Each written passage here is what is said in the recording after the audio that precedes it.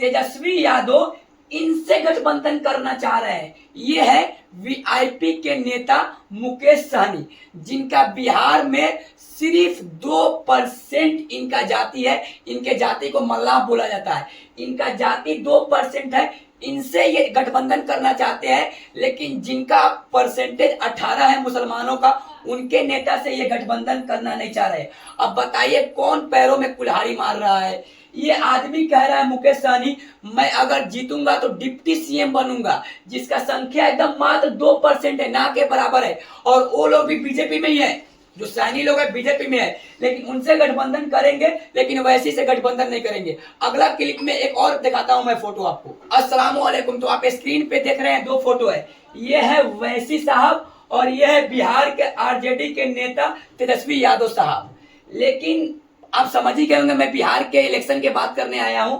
लेकिन ये भाई साहब जो आरजेडी के नेता है, ये एमआईएम से गठबंधन करने के लिए मना कर रहे हैं। लेकिन किसका नुकसान है मैं आपको बताता हूं। मुसलमानों का संख्या बिहार में 18% है और यादव का संख्या बिहार में 14% है। फिर भी हम लोग चाह रहे हैं कि मुसलमान भाई चाह रहे हैं कि तेजस्वी यादव मुख्यमंत्री बने, लेकिन ये नहीं चाह रहे हैं कि वैसी हमारा गठबंधन में आए। अब मुझे नहीं मालूम है इनका पर्सनली कौन सा प्रॉब्लम है, लेकिन अगर वैसी गठबंधन में नहीं आते हैं तो क्या नुकसान होता है आरजेडी का और इंडिया अलायंस का, जरा मैं आपको बताता हूँ।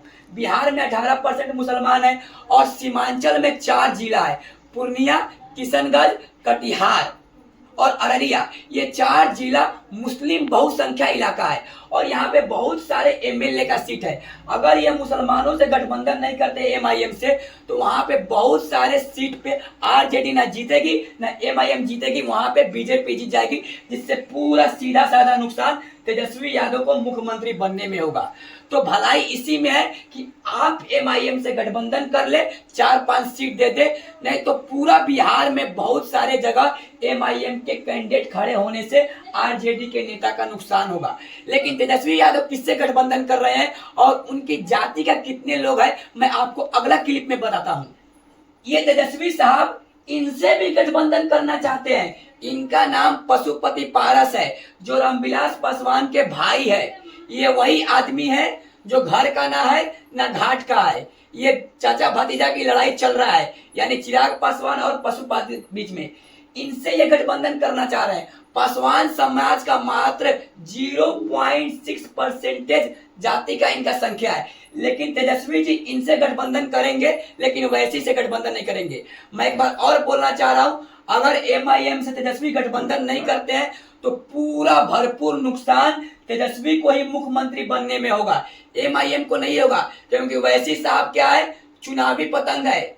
बिहार इलेक्शन खत्म होगा फिर वो हैदराबाद को आ जाएंगे, लेकिन बिहार में रहना है तेजस्वी यादव को ही। तो अगर मुख्यमंत्री बनना चाह रहे हैं तो पूरी पार्टी से गठबंधन करें, चाहे वो एमआईएम हो, चाहे वो आरजेडी का हो, चाहे इनका पशुपति पारस का हो, चाहे वीआईपी का हो, चाहे कांग्रेस का हो। सबको अगर साथ लेकर चलेंगे तभी आप मुख्यमंत्री बनेंगे, नहीं तो फिर आपको बिहार के प्रतिपक्ष नेता ही बनना पड़ेगा।